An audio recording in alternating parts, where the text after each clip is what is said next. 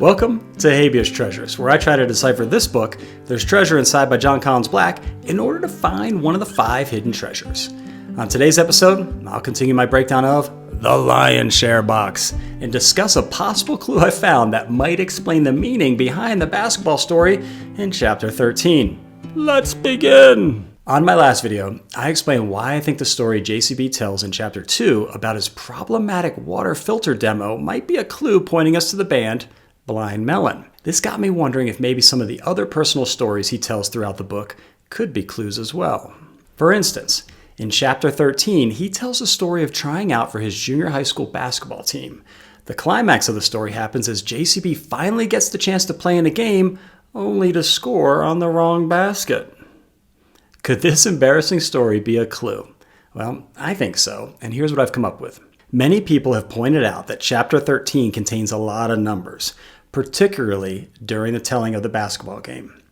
Here, let's take a look at a passage from the chapter explaining the score of the game. He writes, "Our team played well. We led by 10 points in the first quarter and 15 points in the second. At the end of the third quarter, our lead had ballooned to 21 points. I cheered and yelled and clapped and screamed. If this continued, I might finally get my moment to shine. With 2 minutes and 34 seconds remaining in the game, we led by 28 points. Okay, let's stop here and look at the scores mentioned in the passage. 10, 15, 21, 28. What do they have in common? Well, it turns out that they are all numbers in a mathematical sequence called triangular numbers. Here's a list of triangular numbers from 1 to 45. Notice how the next number in the sequence is found by adding the sequence number to the previous triangular number. What's interesting is that the numbers representing the time left in the game, 2 minutes and 34 seconds, are the same digits you add to come up with the next triangular numbers at the start of the pattern. Now, I know what you're probably thinking. Yo, HT, how does fancy math help us find the treasure? Great question. I think it's just the first half of the clue, and here's what I mean. At this point of the story, JCB enters the game, rebounds a missed free throw, and in his excitement gets disoriented. He races down the court in the wrong direction and scores on the opponent's basket.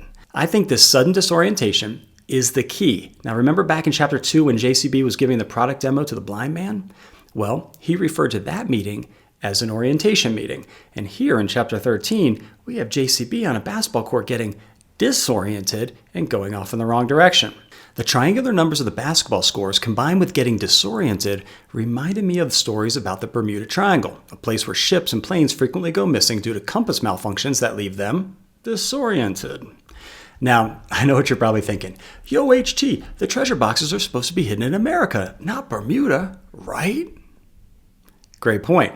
I don't think the treasure is hidden in the Bermuda Triangle. However, it got me thinking that maybe there are some more of these mysterious triangles somewhere in the United States. And it turns out there are at least 3. The first I found is called the Bennington Triangle in southwestern Vermont, where 5 people went missing between 1945 and 1950. The next is called the Lake Michigan Triangle, shown here.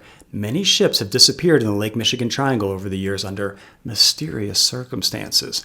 Also, it's the site of one of the deadliest commercial plane crashes in U.S. history.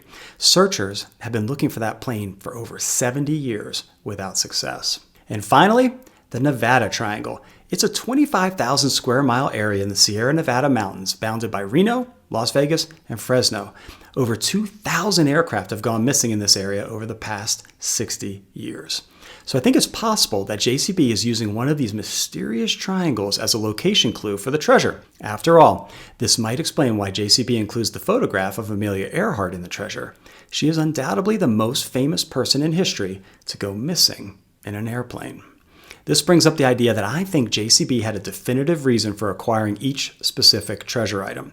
The Amelia Earhart photo has always intrigued me. In 2021, a photo that could be the one in the treasure sold for just over $2,000. Definitely not one of the more expensive treasure items.